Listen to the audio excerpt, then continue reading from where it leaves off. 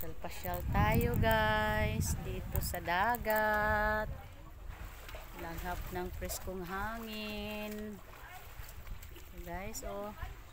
Maligo sana kami. Akala namin malaki yung dagat ngayon.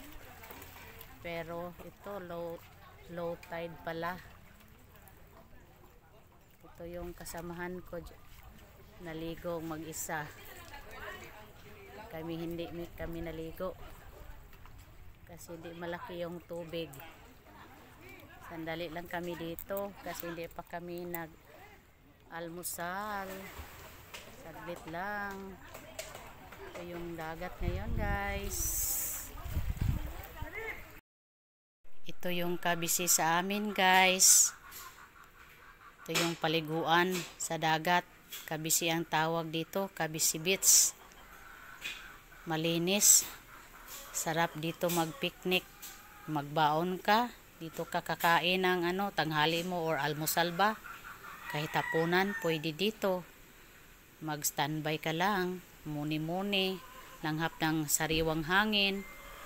Yan o, malinaw ang dagat ngayon, hindi maalon, kaso low tide lang, hindi masarap maligo.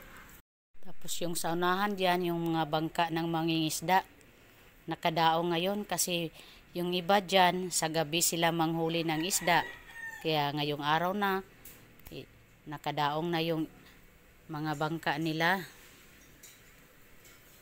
Ito yung isang bangka rin ng mga mangingisda, medyo malaki itong isa oh. Yan oh, low tide guys. Tapos ito yung swimming pool nila, hindi masyadong maalat dito, kaya pwede ka dito magbanlaw kung galing ka sa labas doon maligo. Malat-alat kasi sa labas, pag dito matabang ng konti, kaya pwede ka na ditong magbanlaw.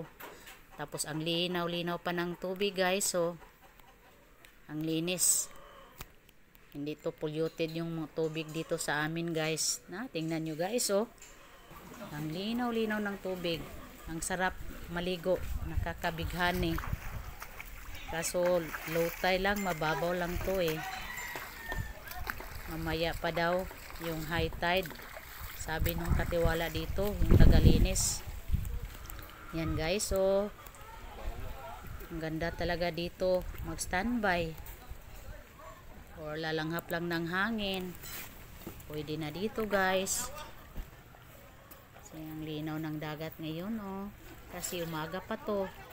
Pag mamaya na to, crowded na to, marami ng tao maliligo, magpipiknik dito, punong-puno na yung mga cottage na yan, mapupuno yan mamaya kasi maraming taong maligo ngayon kasi Sunday, minsan family day ng mga pamilya.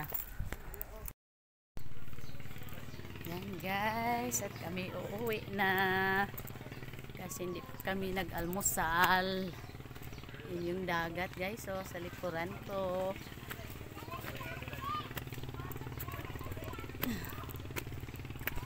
Thank you for watching. See you on my next vlog.